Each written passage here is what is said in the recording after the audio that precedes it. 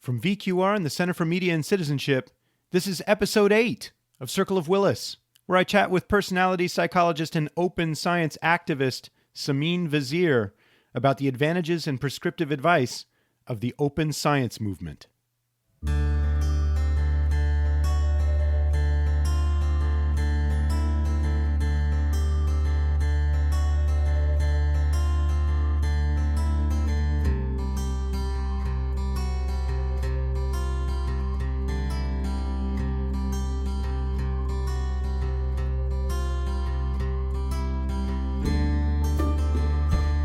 Hey everyone, it's Jim Cohn. This is my podcast, Circle of Willis.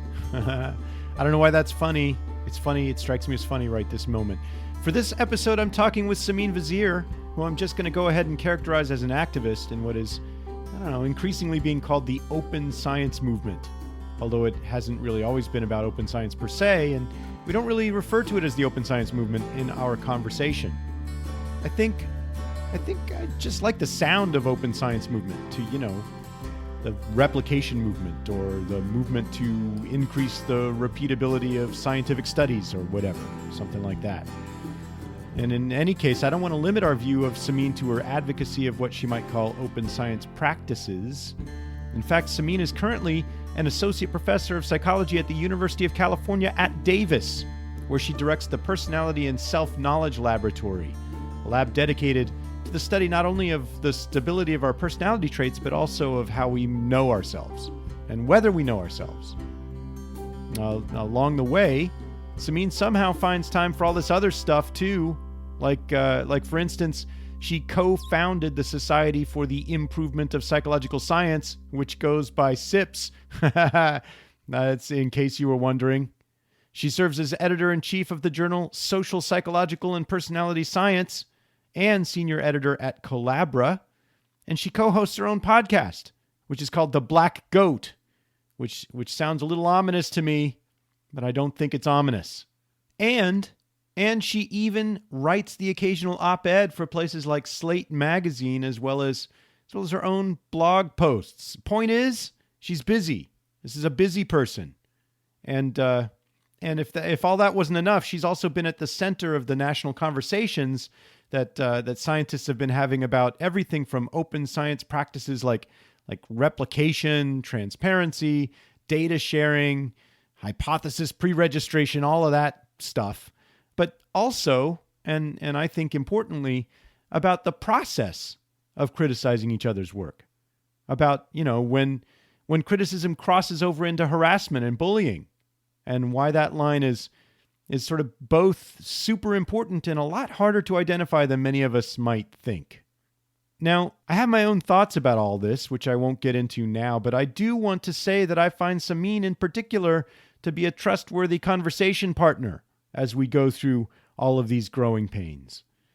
I mean, I think it's telling, in a good way, that Simine has been on the receiving end of pretty intense criticism from all sides of these difficult conversations we've been having. I think she tries really hard to be reasonable and even charitable towards people she disagrees with. And I mean, I don't know. I think in our age of sort of shoot from the hip outrage, that can be a hard path to find, let alone walk. There are many things I love about Simine, but as you'll hear in a moment, at or near the top of the list of her agreeable traits is that she'll be the first to tell any of you that sometimes she is wrong.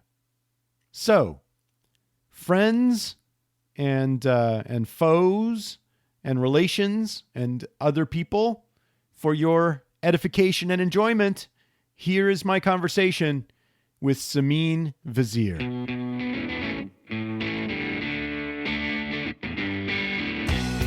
So you were just saying that you were here. So I just want to say again, that you're the first person to actually visit my home to do this. Home. This is, I think, your interview number 26 or so. Wow. And we were just talking about how you've been to UVA as a visiting scholar. Was it right after you finished your work? Yeah, so it was right after my PhD, and I had gotten the job at WashU, and I deferred it for a year. And I spent half the year here working with Tim Wilson and hanging out. And eventually that led to the handbook that we edited together. Oh. Although we didn't start that while I was here. Wait a second. I didn't know. But so what is this handbook? I should know about Handbook this. of Self-Knowledge. Of self-knowledge. Yeah. Oh, that sounds scary. Yeah. I don't, It was too fun much 'cause self-knowledge. It wasn't a little- really like a subfield at the time, and it probably still would be an exaggeration to say that it's a subfield, but there were a lot of people working on things related to self-knowledge and social psych and personality psych and Right. clinical and developmental and so on.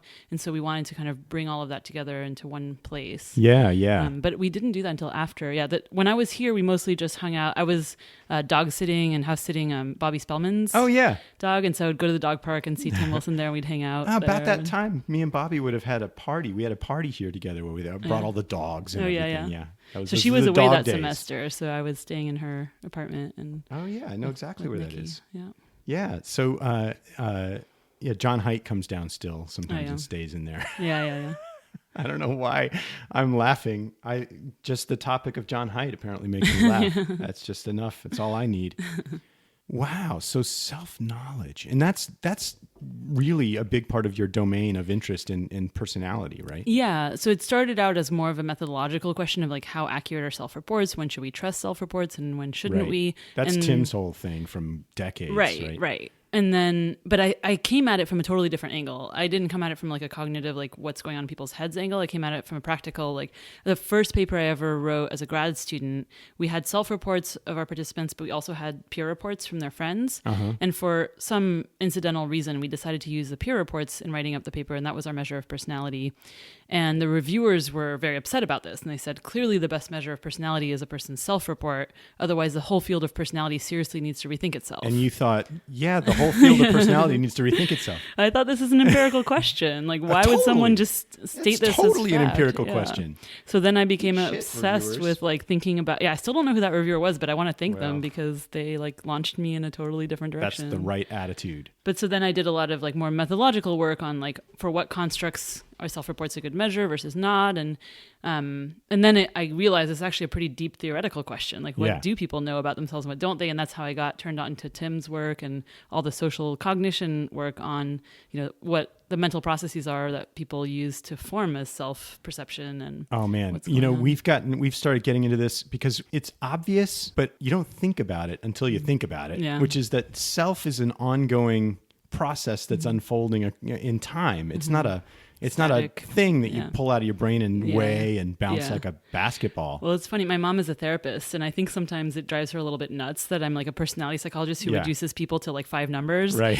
Because in her mind, like she doesn't believe that we even have one self. It's like you have different parts of yourselves. Right. So to reduce that to answer even a personality questionnaire about your one self, I think is like doesn't make resonate any with her. sense. Yeah, But do you buy the whole Walter Michel, the whole, because, I mean, I've thought about this, right? Mm-hmm. Because I'm classically, if you take my numbers, I'm like above the 90th percentile in extroversion. Yeah. I love to Well, be this will be around a fun people. conversation because I'm about 10th percentile.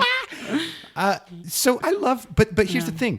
I love being like my platonic ideal of a social situation is the National Mall in Washington, D.C. on the 4th of July, right? With just people everywhere Yeah. and fireworks. Yeah. But if it's a party or something, especially if it's like a dance party, Yeah. it just suddenly I'm an introvert. Yeah, like I but want to so be off in the that's corner. salient to you. Like the few situations where you're not extroverted are really salient to you. Right. But you're still like, You're I'm still- sure you the think vast I'm majority of the still- time, if we aggregate across all the situations and over time, you would be in the would- 90th percentile. Even if with observational methods. I think there's something to, so I'm not sure I believe the fundamental attribution error is as robust as people say it is, but one thing that I think is really robust is that we can't see the forest for the trees when it comes to ourselves. We see these fluctuations and they feel Yeah. like wild fluctuations. We don't see the stable average difference between us and other people. So like my favorite example of that is my college boyfriend was your stereotypical computer science major, like pretty introverted. We'll leave that stereotype. What that means precisely. We'll leave that to people's She was imaginations. definitely very like more introverted than me. Let's put it that way. Okay. And I remember remember one year after we were still friends after we dated, and he read something in Time magazine about ambiverts or whatever, like people who are sometimes introverted and sometimes extroverted. Right. And he came to me and he said, Simine, I get it. Like sometimes I'm introverted and sometimes I'm extroverted. And I said, no, Nate, sometimes you're really, really introverted and sometimes you're introverted. But for him, that feels like the whole spectrum, right? Yeah. But you don't see that like your range is still a subset of the whole. And even if you do occupy the whole range, you still have a part of that range where you're almost always in that kind of either high or low, and that makes you different from other people. Like we really differ in our average states, even though we fluctuate around those. And I think actually Will Fleeson, to me, the person situation debate is over because Will Fleeson resolved it. Will Fleeson. Yeah. I haven't read that. Shit. So he kind of comes from the social cognitive approach to personality, but he reconciled it with traits by showing that people, if I measure your extroversion state over and over again, so maybe I use experience sampling or a behavioral observation. Yes, my friends. Yeah. But I repeatedly measure your state, not your trait, but your state. Like in the last hour, how extroverted were you, or how much did you talk, or whatever. And I can create a density distribution for each person. There are big mean differences. So your average state would be much higher than mine, but both of us would occupy the full spectrum, especially on extroversion, partly because of situational demands, right? Yeah. So if I'm going to teach, I can't be at the bottom of the spectrum on extroversion in that hour that moment. I'm teaching. Right. And even someone who's super extroverted, if you go to a lecture and sit in the audience, you can't be super extroverted in that context. Yes. So because we have to occupy everyone on the spectrum at some point, we all vary a lot. So is part of the idea that certain situations have personality characteristics? Yeah. So situations afford different, Yes. levels of personality states. I love that. Or some situations afford any level, right? And then your personality, you see individual differences shine through for those situations, what maybe a social psychologist would call a weak situation as opposed to a strong situation. Yeah. This is great. This is real social psychology. Yeah, so he opened up. This is the thing. I recently co-edited a special issue. How about that? Yeah. So, and it's, of course, interaction too, right? So there's huge main effects of situations, but then there's the odd person who doesn't respond to the situation the same way that everyone else does. And that's interesting too, right? So there's these person-based situation interactions. Do you know about generalizability theory? Yeah, vaguely. Mm-hmm. It's all about variance accounted for and reliability of one thing across other things, right? So you just don't worry about questions of significant differences or significant. And one of the things that it has in it, it builds in different intraclass correlations.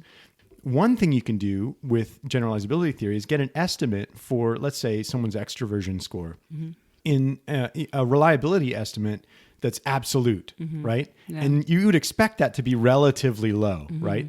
But the other thing that I really love is that it gives you a relative reliability score relative to other people in the data set. Oh, interesting. And so what you very often see, we published one paper where we showed that with EEG asymmetry, the absolute reliabilities are pretty low across situations. So it looks like, the situation is, but if you look at the relative reliabilities, what it looks like is the distribution shifts up and down, but stays relatively stable. There's rank order stability. The rank ordering stability is really interesting. Yeah. I think it's really fascinating to look at you can like flip a data set, transpose it, and then you see things that you didn't see when you were looking at it the other way. I know. In personality psych, we like to do that a lot. So we have the nomothetic approach and then the ideographic. We flip it and we do profile stuff. You get totally different results. Yeah, that was. I think when we were coming of age in some ways as grad students, that was was sort of when we have like linear mixed modeling emerging and all of these kinds of ways to look at our data sets that really expanded the horizon. Yeah, I mean, one thing that my takeaway from having these like data sets with repeated intensive within person measures and things like that, sometimes the descriptive stats are the most fascinating. Like just looking at across different constructs, what proportion of the variance is within person versus between person, and how constructs differ on that. So some constructs, it's mostly within person, and then sometimes you'll see constructs where there's very little within person variance. And that in itself, you could write a whole paper just on that. I did. Yeah, the cool. G theory gave me the opportunity to just write in terms of variance components. Nice. Instead of significant differences between means. Yeah. And that was awesome. Yeah. Can't do it very often. Yeah. It's tough. Reviewers, it's, I mean, I don't want to blame. I don't want to be one of those guys that's like, reviewers don't get how awesome I am. Right. But I do wish that things like G3 I think that there's starting to be more flexibility in how people think about the papers don't have to fit exactly the old prototype anymore. Would you say that that's one of the side effects of I don't know what to call it. So here's what we're going to get into Right. of the movement. Can I call it that? The Sure. movement. I'm fine with that. And can I refer to you as an activist, or is that overstating it? I'm fine with that. Okay. I don't know if it's accurate, but I don't know. it doesn't either. offend me. I just want to Let's put it say something. I want to be able to put a marker somewhere so that we don't have to, Right. circumlocute everything. Do you think one of the effects of the movement to increase the repeatability of our science is expanding our data analytic options? I think that's one of the big debates, right? So I think some people perceive the movement as trying to restrict everybody into this one mold of like, we have to think of things a certain way and emphasize replicability over everything else and so on. But I don't know. I mean, it's an empirical question. It'll be interesting to look at the meta-science on whether the kinds of articles that are being published, whether there's a broader range, whether there's more variance in the types of articles being published post-movement compared to pre. My subjective anecdotal impression is, I think we're seeing more papers with mixed results, with null results, things like that wasn't possible before. More papers that don't use null hypothesis significance testing at all. Papers that are more explicitly exploratory or descriptive. Yeah. So I think it is expanding the like kinds of papers people are willing to find.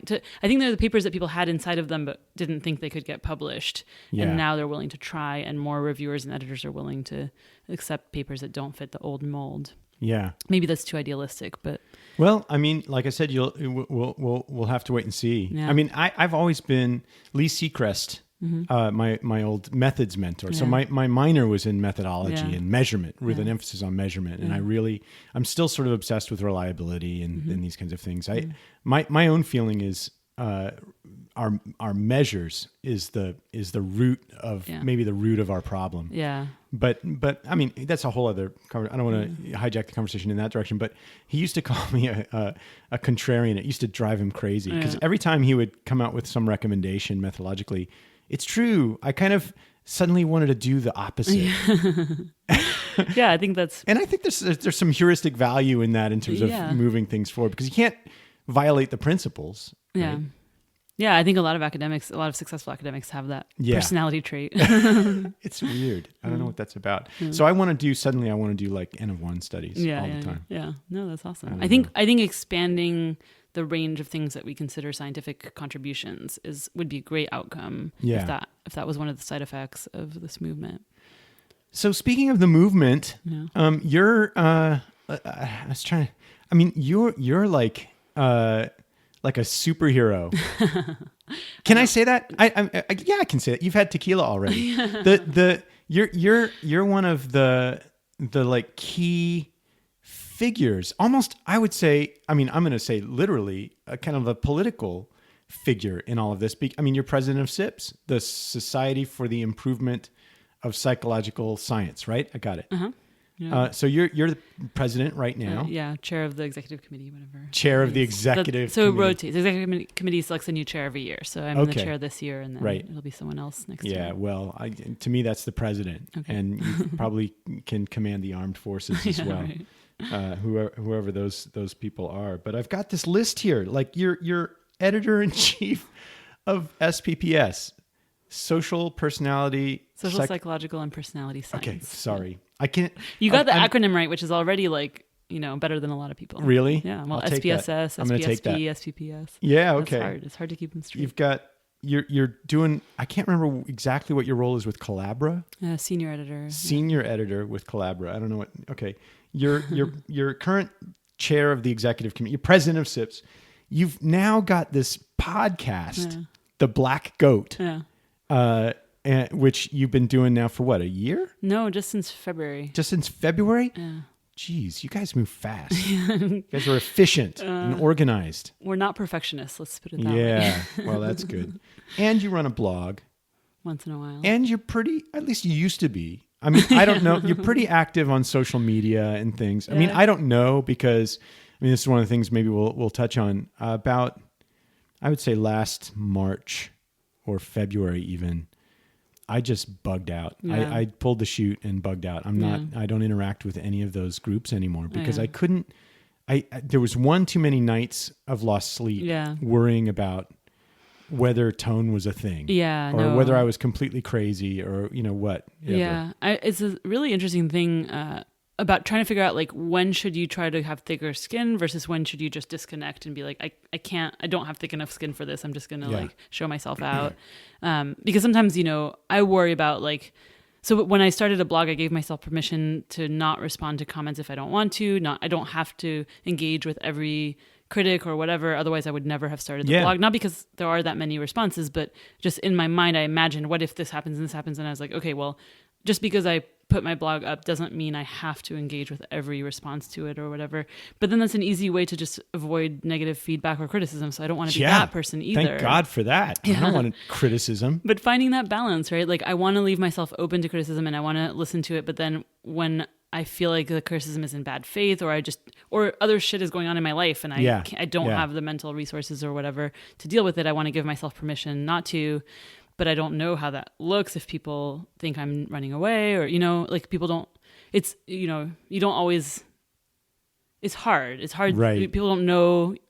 I don't know if people take into account the fact that there's a human being behind this. And so sometimes I'm not going to have thick enough skin to deal with it. Or sometimes there's other stuff going on in my life that's going to make it harder to deal with it. But if I use that as an excuse not to engage at all, then I would just never engage. So in my mind, I gave myself permission to say, okay, look, this might look bad and it might sometimes look like I'm a coward, but I'm going to let myself put some stuff out there and then walk away and let the chips fall where they may go or whatever. Crazy. Yeah. Yeah. And I do the same with the Facebook forums and stuff is like, sometimes I'll chime in and then sometimes I'll chime in and then leave and not look at what happens afterwards. Because, I need a little bit of space or whatever. The main thing that I worry about, and it's funny when we were talking about what this podcast is about, and if it was ever about anything in the early days, I sort of had this fantasy that I would get every guest on every side of some debate to say something inappropriate, and just let the world deal with it. Right? Just that's why you were so eager to give me a shout out. Yeah, that's right. I want to see something happen, but I don't really think that's true. But I do feel like the outrage machine is a little out of control. Yeah. The thing about being at a bar, and this is the canonical example. Yeah. Although Sanjay took me to task about this one time, and I'll tell you about that in a sec. But you go to the conference, you sit at the bar, you say what you really think. Yeah. And sometimes you're kind of a dick or you just get it wrong or you use an inappropriate analogy or whatever because the thing is when you're on the fly, you're sort of groping for the right thing and you don't really know what it is yet. And so you're going to do some wrong things, much like you'll have a paper that has an incorrect finding or something. Yeah. No, I've stepped in it a few times. But the hammer comes down. Yeah. I think, I don't know, this was maybe too much faith in my fellow human beings, but I think that if you're willing to say, "Oh yeah, sorry, my bad, I shouldn't have gone there," and I've done that. Me one too. time, I made a terrible analogy, and people called me on it, and I was did like, that "Yep, yesterday. you're right, that was insensitive." Yeah. So what are you going to do? I hope that that people are understanding if you react non-defensively. I think that's the key. Yeah. And so far from what I've seen, I think people will back off if you do. John Gottman has this great view of fighting that's evolved over the years because, I did my early work with him for a long time. I ran his labs up in Seattle as a lab coordinator, and I've gotten to know him pretty well. In the early days, it was all about sort of identifying how people fight and trying to get them to avoid certain behaviors. And it didn't work out so well. Yeah. In terms of it worked out beautifully in terms of predicting outcomes, right? Because you can flag the people that are doomed. Yeah. But in terms of intervention, right, it's hard to change. He's really come to believe that shitty behavior is on the menu, whether you like it or not. Right. So the key thing is sort of, as you're saying, is how you recover from it. Right. Yeah, I'm still working on that. Yeah. It's hard. Aren't all of us? Yeah. All of us are working on that. Yeah. Because it's really hard. You get your feelings hurt or whatever. And how do you deal with it? Yeah. Or you just get your back up about what, God knows what it is. Oh, the point is it's always going to be something. Right. Yeah. I mean, I think that also face-to-face interaction is really important for that because it can be so easy to for things to escalate online or from a distance, but then you actually meet the person in person. And I mean, my favorite example of that recently was Daniel Watkins and I are on opposite sides of this .005. Yes, alpha I read thing. that. I'm a lurker in all of these debates now. And then we, like the day after all that hit, and we, both were pretty clear about our positions online, we took a 9-hour train ride together to a conference, and it was great. And I don't think in that particular case that it would have gotten ugly if we hadn't had that face-to-face time, but the face-to-face time, it could have, yeah. He's not, I'm going to go ahead and say this. He's going to listen to this someday, maybe. That's a terrible assumption, but he's not great online. I would give him that feedback. If you were right here, I'd say that he stumbles in ways online that bum me out because it's unnecessary given what he's really like. Yeah, in my experience, he also exemplifies this, like, being able to say, yeah, I shouldn't have done that, or I shouldn't have said that, I shouldn't have gone there. Maybe. Which, but then you could say, okay, but after a few trials and errors, you should cut it out. Change. But I think most people are way more interesting to talk to face-to-face than on Twitter. And so I think it's important, if possible. And this is, there's a lot of talk about, like, how much inefficiency there is in, like, with climate change and everything, like flying to conferences is not the way to go, and the future is online. And I have to admit, I'm ambivalent about that, because I think actually being face-to-face in the same room has a lot of value. And I know that means that's a huge burden on people without resources, and it's a burden on the environment and so on. I don't know what the solution is, but we need face-to-face time. Well, I mean, frankly, that's a big motivator for what we're doing right now. Sanjay, there was some Facebook, interminable Facebook exchange. Yeah. But this is also an illustration of how they can be helpful. I was reminiscing, and I was in the warm glow of these wonderful times I've been at conferences talking with senior colleagues about times we couldn't replicate a thing. And so it really helped me, and he's like, well, yippee for you, but a lot of people didn't have access to that conversation. Yeah. So I was like, shit. Yeah. I didn't think of that. I mean, it's interesting. I feel like I'm being a apologist for face-to-face interactions and so on, but at the same time, I think a lot of people shit on social media, but it has so many positive. Like, that's a great example of, like, if you walked away from that conversation and then tweeted, like, "Hey guys, a lot of people can't replicate this effect," that would have a lot of positive value for people, and especially for people who are generally at a disadvantage. Yes. So I the love needle to social thread media. there is that somebody's research. You're talking about somebody's research. No, I know. Yeah. So I have a complicated relationship with criticizing specific bodies of literature. Yeah. I tend not to do it myself, and then I feel guilty that I benefit from the people who do call it out. Then I don't have to do it, and So I think we need to find a way to be able to express skepticism about a line of research. Yeah. Without it. Yeah, I think it's complicated. We haven't figured that out. Sometimes I wonder if my view of this, sort of at the bird's eye level, is a little bit different from a lot of my friends and colleagues in social psych, because I've been doing psychophysiology for a long time. And the Society for Psychophysiological Research, SPR, I don't know how much you know about it. Not much. But it's been around for more than 50 years now. Yeah. It was the first psychophys conference and journal.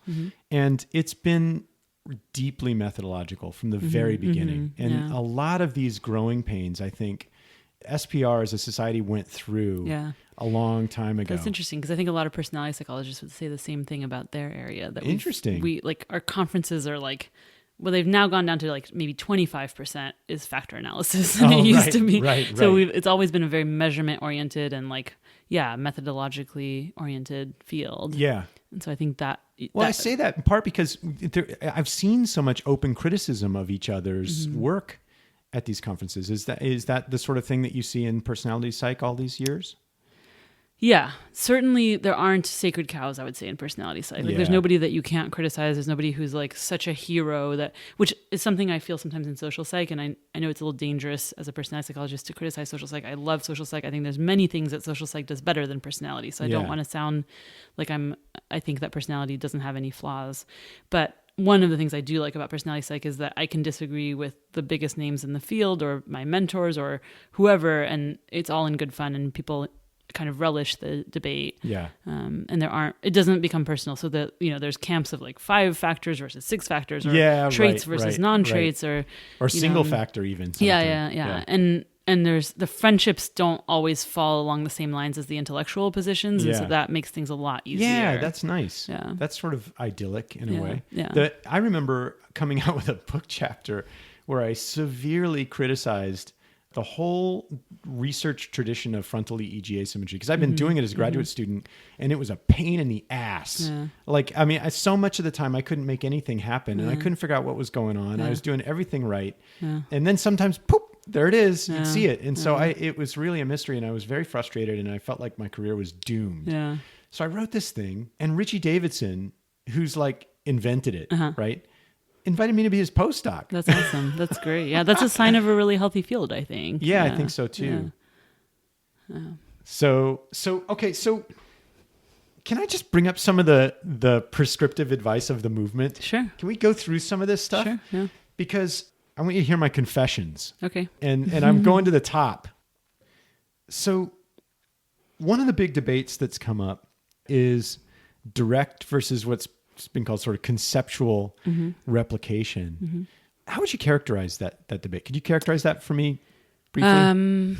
So like in one or two sentences, I would say the various positions are one, that conceptual applications are enough and they're better than direct applications because you have the chance of learning something new and you add to the generalizability of the phenomenon.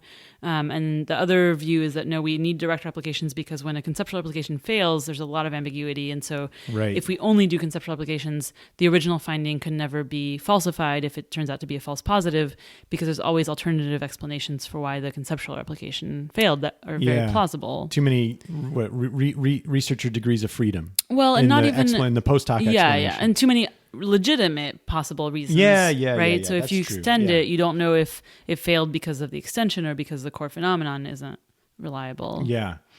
But you know, the easy solution is to build in a direct replication and an extension, and then kind of like the same idea behind a manipulation check, right? If it fails, you want to know, was it because I didn't manipulate the independent variable, which is still important to know. That still says something about the original finding. If the manipulation check fails, you should wonder why it worked in the other one, or did it really work in the other one? Right. And the same goes for direct and conceptual application, that if the conceptual application fails, you should want to know, is it because the direct part of it wasn't robust, or is it because the extension part of it wasn't?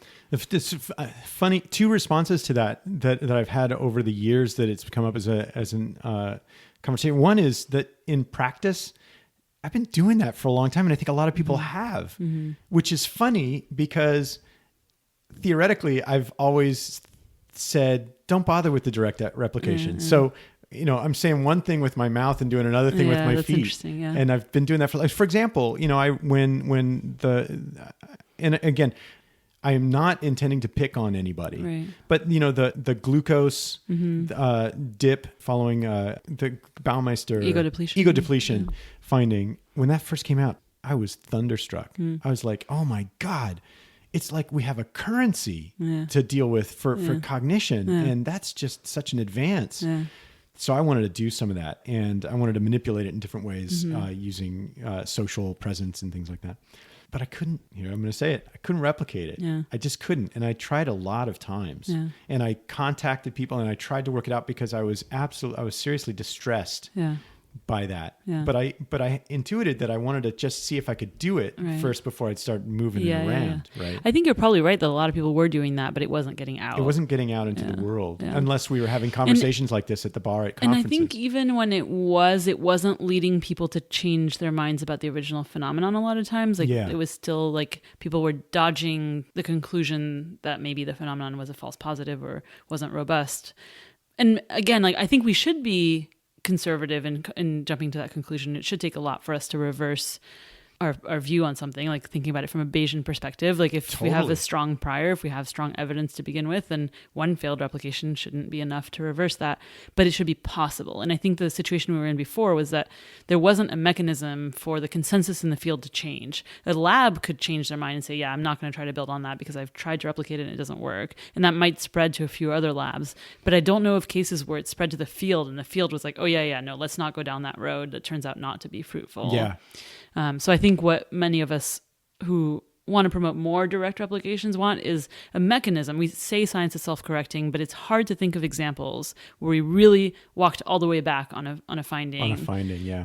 And that should happen. In a healthy science, that should happen. Yeah. And we're not seeing it happening very much until recently. Well, yeah, part of that is because we have weak theories, but then we have weak theories because we have bad measurement and we have bad, blah, blah, blah. It goes on and on and on. It's a mess. Yeah.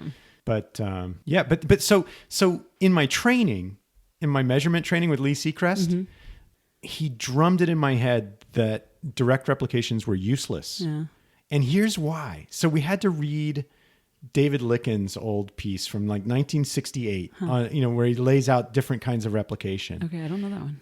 It's a great paper, and it's really illuminating because here's what he said. Licken was a grumpy old guy, right? He's a grumpy old psychophysiologist. I think I read a book he wrote. Maybe Tremor in the Blood about lie detection, which is bullshit. Yeah. But the argument that he made was he didn't use conceptual replication. He used constructive was his word, constructive replication. And what he argued was that every finding, if it's a legitimate science, it contributes to our understanding of a theory. And a theory has a set of propositions. It gets very Popperian, right, in here at some point. And he goes, what needs to be replicated is the proposition, right? And so what you don't want to do is depend on what some other some other very fine, wonderful person did in their study, because they might have done it a bad way. What you want to do is test the proposition. If you falsify the proposition in a way they didn't, that would only work if there was consensus that you did it better than that. I know. So I agree. Right. I would rather, instead of a direct replication, you did an improvement on the original study. The problem is the original authors or their friends or people who like that original finding are not going to agree that you did an improvement. They're going to say what you changed, if you fail to get the effect, what you changed made it worse. So if we could come to a consensus on what's an improvement and everybody agrees, yes, this is an even better test of the theory, then I would be all for changing the design from the original to the replication. Licken would have argued that what we need to be arguing about is what the best test of the theory is. But then we just devolve into he said, she said, and we never correct the record when there's a false positive. Maybe the place where Licken and the sort of broader consensus of the movement agree is that the lowest rung, the smallest hurdle is the direct replication. I think that really the disagreement is not about the value of direct replication. I think we all agree that it's a pretty low bar. It's a matter of cynicism. I think those of us who are pushing for more direct replication think that we're worried that we won't even pass that low bar. And so we think before we skip to extensions and nuance about the theory and boundary conditions and so on, let's make sure that these facts that we're incorporating into the theory are facts and are not false positives. Yeah, although you can make the argument, I think, that Licken and Seacrest are even more cynical. Yeah. They're like, if you can't take the theory and make it happen with another clever design, then the theory's bullshit. I agree, but the field doesn't share that consensus. Yeah, right. So, but I think we need to move towards better standards of what's high quality evidence, so that if I don't do a direct replication, if I test the same theory but in a better way and it fails, then it's harder to dodge the conclusion that, okay, well, that prediction was wrong. Right. But right now, there's not enough consensus on what makes one instantiation of the theory better than another. So then people can choose whichever finding they want to believe. This is part of why I don't know whether I'm like more or less grumpy about the state of psychology sometimes when I listen to you talk. Right. I mean, cynicism is a complicated thing, right? I think in some ways I'm super cynical, and in other ways I'm super idealistic. Yeah, you have. Well, I think that the history of movements of any kind suggests that you have to be idealistic in order to participate. Yeah. And you're like the movement. You're one of the. I just want to go on record that I don't agree with a lot of the characterizations of me personally that you're making, but I'll let that slide. Well, that's too bad. I'm just kidding. No, you're right. Of course you're right. I'm sort of joking when I say that you're the movement, but to me, you're sort of one of the very nice, the sort of the bright lights of the movement, and I mean that in a good way. I just want to say that one of the maybe the biggest lesson I've learned from the movement is that people who get put on pedestals, that's not a place you want to be. No. So I get uncomfortable when people describe me like. Yesterday, someone called me a bigwig, and I know they mean it in a nice way, but to me, that's like my worst nightmare. Like, I don't want to be in that position because I'm so far from perfect. And when people realize that, I don't want that to be a big fall, right? I want to be like pretty close to the bottom so that when people see all my flaws and see that I'm not perfect, I'm not falling from a great height. I bet that also you're disposed to affiliate.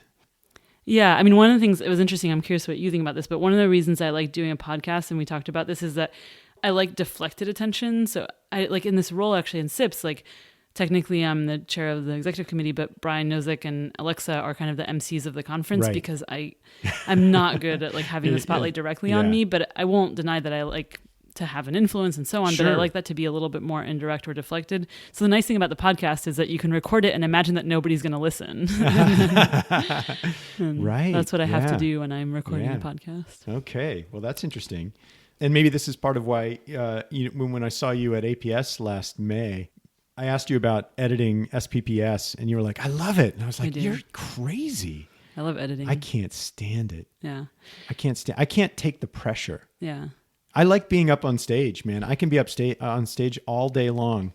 I don't care. Yeah. I like interacting with the audience. It's good that different people like different parts of the job, because otherwise nobody would want to do certain things. Man, I just feel so responsible for weighty decisions, and that's where I crack. Yeah. Because my other high score on personality is neuroticism. Yeah. I think I'm pretty low on most facets of neuroticism, and I think that does help for editing. I mean, I don't want to sound like I don't care. It does weigh on me that I'm making decisions that affect people's livelihoods and lives. Yeah. But I think that that doesn't stop me from being able to make a decision, knowing, I've been on the receiving end of bad decisions and mistakes and so on. Who hasn't? So knowing that I will sometimes make some mistakes, and I don't take that lightly, but I can understand how that's paralyzing for some people. Yep. And for some reason that doesn't paralyze me, but it is on my mind. Yeah. All right. Well, so what about pre-registration? What is this? Here's my confession part, really. Okay. Well, I guess first confession is I'm still not 100% convinced about direct replication, but I like that we found that low bar. Yeah. We agree that it's the low bar, lowest bar. Yeah. But pre-registration, haven't done it. Yeah. So what does it entail? So I haven't done it either, except for small side projects that I'm not the main person on. I see. So I've been involved in projects that have a pre-registration. So you haven't I haven't suffered through the... So I haven't collected new data pain. in like 5 years. Because, really? Yeah, because our data are longitudinal multi-method measurement burst designs with behavioral observation and self-reports and peer reports and life narrative interviews. And so we're still coding all of that from our last study. Wow. And we will be for a while. So you've got longitudinal data. That makes pre-registration tricky, right? Yeah, and we don't have hypotheses. We don't have predictions. So you don't have I still predictions? think if I could go back in time, I would pre-register my last study as an exploratory study and just say, this is what we're going to measure. We have some research questions, open-ended research questions. We have a lot that we haven't thought of yet that we will, use the data to answer new ideas that come up. Huh. But I think that's still worth pre-registering because it ties our hands. It makes it so that we can't later claim that we predicted something. A lot to unpack there. Yeah. But what is pre-registration anyway? So pre-registration is if you want to later be able to get credit for having had a specific prediction, then you should document it, right? Like we know about motivated reasoning. We know that there's retrospective biases. We know that there's motivated biases, confirmation bias, etc. So if you later want to write up a paper and say, we expected this before we ever saw the data, and then we tested it, we had one key test, which is really what the conditions that need to be met if you're using p-values in the Neiman-Pearson way. So if you want to be able to interpret your results with as much confidence as you would if you had a key test of a key hypothesis that you made ahead of time, then show us that. The way, it's hard to ask people to believe that, to trust you that was the plan all along because of motivated reasoning and retrospective biases, because we're human. It's so easy to think that we had a prediction all along when we didn't. When you play around with the data, you see something interesting, and then you can reconstruct as if that was the goal of the study all along. I've seen it happen with collaborators where I have a paper where my collaborator and I disagree about whether we predicted the finding ahead of time or not. Like we have vivid memories of where we were sitting. Territory right there. Yeah, but that's what so much of the social psych literature is about. So for example, I have these studies with hand holding, right? And I put people under threat of shock, and I have them either hold hands with a loved one or not. Mm-hmm. And the prediction was that they would be less distressed when they're holding hands. Mm-hmm. But let's say you test that and it doesn't quite come out, and then you think, oh yeah, but there might be gender differences, or it might matter how close their close one is, and so you add that as a moderator or whatever. Yeah. And then, it's hard to remember how many different things you tried if the first one didn't work out and to adjust. So first of all, we're terrible at in our intuitions about probability. So how do we adjust our confidence in the effect depending on how many ways we had to try it? How do we remember how many things we tried before we landed on the one that stuck? Yeah. And how do we know whether we would have thought a priori that was an obvious moderator or not? Sure. I don't trust our retrospective. We're really good at storytelling and at coming up with a good reason why that should be a moderator, why it wouldn't have worked without controlling for this variable, and so on. I'm going to have my mom call you. Why? She needs to hear about this because when I first came out with that, she's going to hate that I'm telling this story publicly, but when that first handling study came out, it got press. And so I called my mom and I was like, hey, I'm in the paper. And she's like, what? And then she's reading it. And she's like, so you found that when you're holding hands with someone, they're less distressed when you put them under threat of shock? And I was like, yeah. She goes, you got that in the New York Times? Yeah, right. Why? Yeah. Why didn't you call me? Right. I could have saved so much money. Yeah, right. This was... Yeah, I mean, I think your point, that the cases where it's just the main effect and there's really only one way to test it and so on, then I'm less worried about it's researcher an unfair degrees example, of freedom. maybe. Yeah. But many effects that we read about in the literature are more complicated, like interaction effects or mediations Absolutely. or mediated moderations and so on.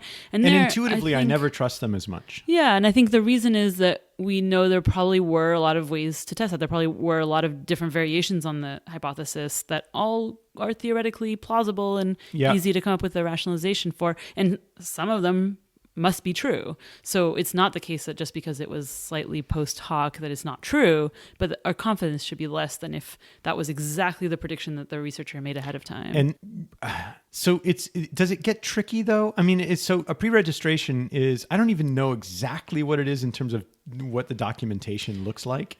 Yeah, so but how does it? I mean, go ahead. There's different degrees, right? So you could pre-register just the methods and not have any predictions or analysis plan. In that case, then your analyses will be exploratory, and you'll have to interpret them with more uncertainty, more caution. Or you can pre-register not just your design and procedures and materials, but also your key research question or hypotheses and how you're going to test them. And you could go as far as to write the code that you're going to run when the data are in. And that doesn't mean that's all you can do, but that's the part that you can then claim as confirmatory, and you can have more confidence in some vault in it. somewhere. Mm-hmm. And then anything else you do, you just have less confidence in than the stuff that you pre-registered. So is there murky territory here? I mean, so I'm thinking about when I've written a bunch of grants, and grants always make you state hypotheses and data analysis plans and all of that stuff. Does that count? We could decide that counts. I think there's a lot to think about. I think I would be okay with that if people wanted to count that as a pre-registration.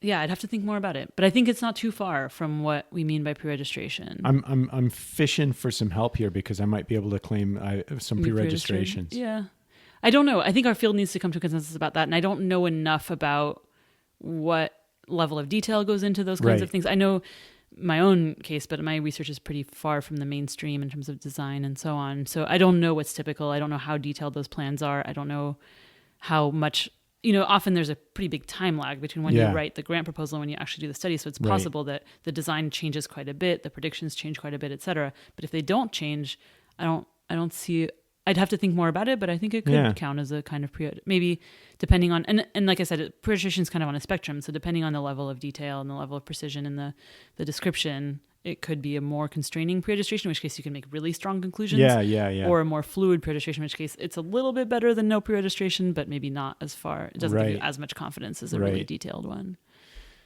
Yeah, I mean, I've posted sort of half jokingly on Facebook. I was like, hey, what if I put in my paper that I did just the exact analysis plan that I put in my grant? Because I've never seen anyone do that before. Even the exact analysis plan that you used in your past paper. I think that anything that actually constrains researcher degrees of freedom, it helps. And I don't know where the line is between something that helps and constrains it a little bit versus a full-blown pre-registration.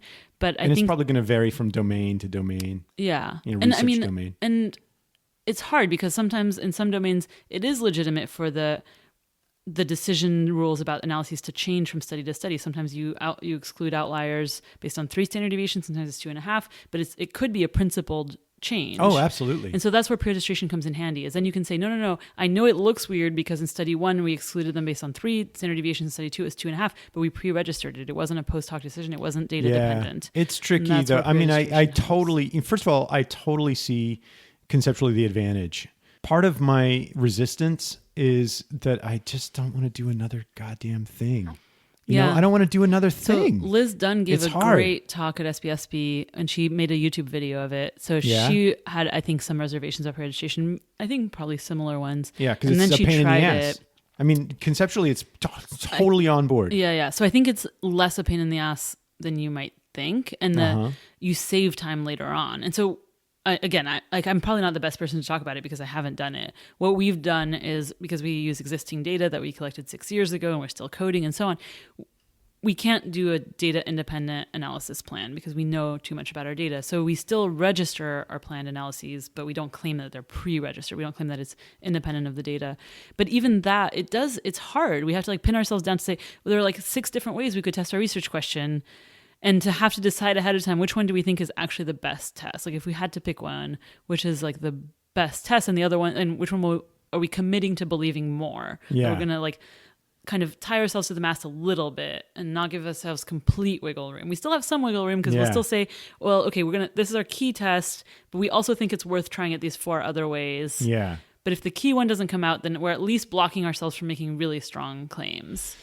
Interesting. And that, it slows us down at that point in the process, but it speeds it up later on the interpretation side. We don't spend hours going around and debating about, well, no, I would have predicted, I totally would have guessed that this would work better than that, and so on, because we had to pin ourselves down earlier on. Well, this is really interesting in light of something that you said that I didn't expect a little while ago, and I just want to bring it up. We're running out of time, so I don't want to make you late. But you said that you have this longitudinal study and that you don't have any hypotheses.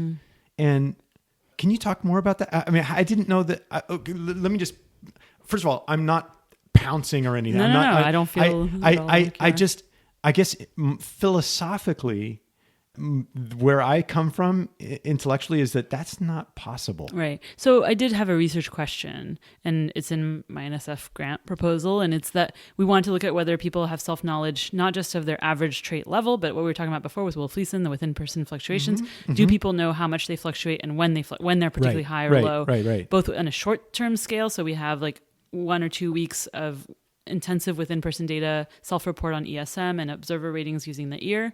So for a week, every year we recorded people intensively and we got their self-report and their actual behavior. Cool. And then we did it again a year later, although we had a ton of attrition.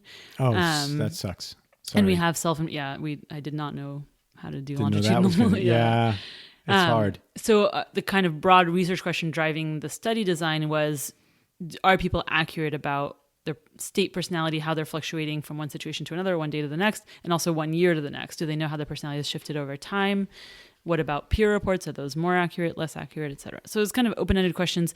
But when you're going to design a study like that, you're going to also throw in everything but the kitchen sink, right? So we had a collaborator who's interested in conscientiousness and school achievement and so on. So we have measures of that, and we threw in measures of emotion regulation. But does your collaborator who threw in the conscientiousness measures have a hypothesis? Why did they choose the conscientiousness measure? I think that a lot of personality researchers have these kind of open-ended questions of how does this change over time, or what predicts changes in conscientiousness. So they're just interested in conscientiousness, but they don't know what's going to happen with conscientiousness. Yeah, I don't want to speak for him. I don't know. Maybe he had more specific hypotheses. Sorry. Yeah, I don't want to put him on the but I think spot it's either. very common, at least in personality research, to have a question, be interested in a construct or the relationship between 2 constructs, or how a construct develops over time, and be open to any, start with a very kind of bottom-up approach of what correlates with this, what predicts this, and then dig deeper into it.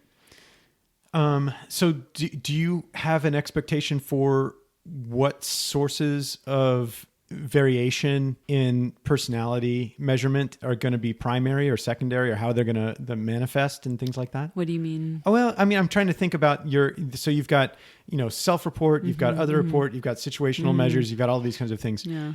And you're very impressed with the idea of situations as sort of drawing for different personality traits. So what do you expect to happen? Maybe not specifically, but do you have expectations of it? And wouldn't that count as hypotheses? My answer to those questions is super unsatisfying to people. Like, people often want to pin a person down and say, well, you for self-reports or against self-reports, and I'm like completely in the middle. Like, I think that in theory, I think there's a lot of blind spots in people's self-views, and I think there's a lot they don't know about themselves. And if we could measure behavior really, really well, we would find things that people don't know about themselves and predict their future behavior and their outcomes better with behavior than with their self-views sometimes. Yeah. But the measurement of behavior is so much messier and so much harder than the measurement of self-reports. We have such good self-report measures. They're reliable, they've been validated, etc. So they end up predicting things better than the behavior measures. So if I had to bet money on what's going to be most powerful, most predictive, etc., most valid and reliable, it's the self-reports, and maybe the peer reports would be up there with them. But what do I really believe is who a person really is, I would probably go with behavior if I could get a direct pipeline and measure it really well. But it's just follow so them hard around to do. with a multimodal measurement system. Right. But, and we have 45 coders in our lab coding behavior. We triple coded everything, and that's not reliable enough. So we're adding 4th, 5th, and 6th coders. And our reliabilities are still going to be below the standards for reliability. Like what? Like 0.4? Yeah. 0.5? They're 0.4, 0.5 with 3 coders. What they sometimes call acceptable. Yeah, right. Yeah, I mean, and to a personality psychologist who uses questionnaire measures, that's disgusting. Like, that makes them want to puke. Oh, yeah. No, it's not acceptable to me. No, yeah. So I don't know, but it's that or nothing with real world behavior. Well, I've been coding behavior for freaking almost, I started in 91. Yeah. I've been coding behavior for a long time. I feel your pain. Yeah. That part sucks. Yeah. Reliabilities. One of the things that I was up against a long time ago with frontal EEG asymmetry was I had this suspicion that one of the problems was the measurement conditions. That's why it wasn't replicating. This turned out to be right. That measuring at rest was like an uncontrolled experimental condition. Like, there wasn't enough situation in there to draw out the personality. So it was just like people were just all over the place. So now I can ignore my -3 standard deviation score. Maybe so. It could have been the situation. It could have been your friend's fault. Yeah, right. I'm going to blame Alexa. But so the flip side of that was that, if we impose some kind of emotional situation, we'll draw out the response to that situation, but we'll also, within that situation, we'll get people's trait because we'll get their sort of trait capability for response. But this set up 2 different possibilities, right? Maybe one possibility is that resting is the best measurement condition, and the other possibility is a state challenge is the best measurement condition for getting trait variance. Yeah. And I think in those kinds of situations where you really don't really know, one of my favorite things to do is to draw from the sort of the Platt strong inference kind of thing, where you have multiple working hypotheses and you sort of pre-register, if you will, if it goes this way, it's because of that. And if it goes this way, it's because of that. And then we just sort of let the Roman gladiator, contest begin. Yeah. And actually this study that I did that I had an NSF grant for, the first draft of the NSF grant, the first 3 versions that got rejected, had competing hypotheses. I said, well, here are theories that would predict that the self would be more accurate than others, that we would perceive the fluctuations in our own personality more accurately than our peers would. And here's theories that would predict that actually we're bad at perceiving these things in ourselves and peers would be better. And the reviewers and the program director came back and said, you have to make a directional prediction. Just a single directional prediction? Wouldn't it be better to fund a project that either way it would be interesting than to fund a project where I have to make a directional prediction? I'm going to say to the world that comment was bullshit. Yeah, so that was a long time ago. I hope that we've evolved since then. But I think I literally flipped a coin because I didn't have an intuition which way it would come out. So I don't remember what I predicted. No, the best possible thing to do is to have multiple working hypotheses. Bad pre-registration because I made up my prediction because I had to pick one way or the other. Well, you'll have to cross that bridge when you get to it, I guess. So pre-registration, have you published any direct replications at this point? No, I'm one of the many co-authors on a triple R that hasn't come out yet, actually. So no. Yeah. I haven't. I don't think I've published direct. I mean, so many times I've included a resting condition in EEG asymmetry stuff over the years that I guess that counts every time. I mean, even though sometimes it doesn't work. Yeah. Yeah, but that was an interesting conversation. So my conversation with John Allen is really interesting. I'd almost love to send it to you and see what your take is. Curious. because we talk about how insane we were to keep going with that measure for as long as we did, because we had so many failures to replicate, and we published them. So this is interesting. This is the other thing about this is John Cassiopo. I don't know if you follow his work much, but for a while, he was editor-in-chief of the journal Psychophysiology, and he made it really plain. This was like 1996. He goes, send me your failures to replicate. Cool. And so we did. Yeah. John Allen did, I should say. I shouldn't take the credit for it. He published a big, high-powered paper of frontal EEG asymmetry that was all a failure to replicate. Yeah. And it caused a firestorm. And then a guy named Dirk Hagemann in Germany did the same thing. And then we were people were failing to replicate a bunch, not just a little bit. I mean, it's sort of, I don't want to go too far down this road because it's a whole other set of things, but it sort of brings to mind this sort of Amy Cuddy controversy, because there weren't just a single or two or three, there were several failures. And it was at that point that we wrote our big R01 that said, okay, we're going to get hundreds of subjects. We're going to try and figure this out. And we kind of did.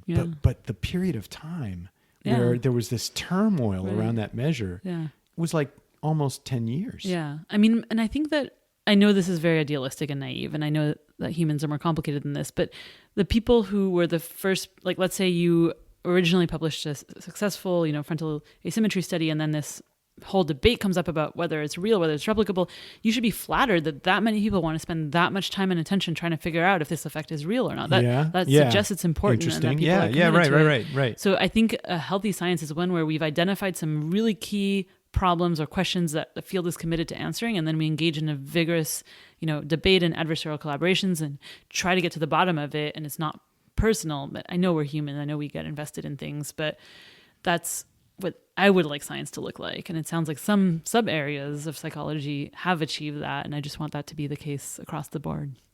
Well, I can't think of a better way to underline your space in our broader scientific world right now. So thanks, Simine. That was awesome. It's been fun.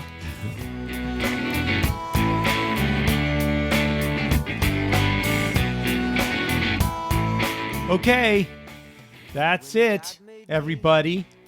No more of that. For now, anyways. Thanks to Simine Vazire for coming over to my place and letting me record a conversation. She was the first, I think actually she's the only person I've ever interviewed at my actual home here in Charlottesville, Virginia. She was in town for the annual meeting of SIPS, which is, again, the Society for the Improvement of Psychological Science.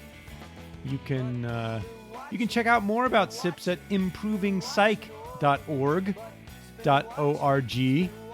as they sometimes say on the radio, and see, for yourself all the various things that they are up to. Turns out that this episode is going to wrap up 2017 for all of us here at Circle of Willis. This is our last episode of the year, which 2017 was, you know what? I don't want to complain right now. I don't. I had this whole thing here. I was going to complain, and I just don't want to do it. This episode, I'm feeling inspired to do something other than just complain, and I don't know what that is right now. I don't know what that's going to be, what that's going to look like. Maybe it's, my friend Andrew Sneathern is running for Congress right now for the House, for Virginia's 5th district. Maybe that's the sort of thing we all ought to be doing right now, or supporting at least, right? Right? Resistance. Maybe let's just vote this year. How about that? Let's just try to fix a few things around here in 2018. Anyway, Happy New Year, everyone. Let's not succumb. Let's not do that. We got to keep going. Okay? All right? Folks, the music on Circle of Willis is written by Tom Stouffer and Gene Ruley and performed by their band, The New Drakes. For information on how to purchase their music, check the About page at circleofwillis.com. Don't forget that Circle of Willis is brought to you by VQR and the Center for Media and Citizenship, both at the University of Virginia. And that Circle of Willis is a member of the Teej FM network. You can find out more about that at teej.fm. If you like this podcast, how about giving us a little review at iTunes, letting us know how we're doing? It's super easy. Send us an email if you have to, if you want to, by going to circleofwillispodcast.com and clicking on the Contact tab.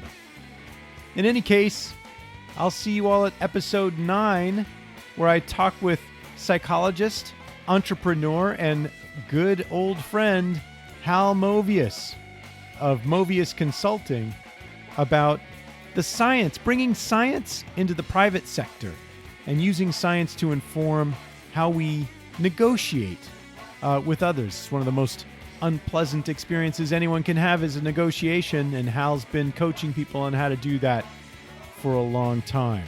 Until then, bye-bye.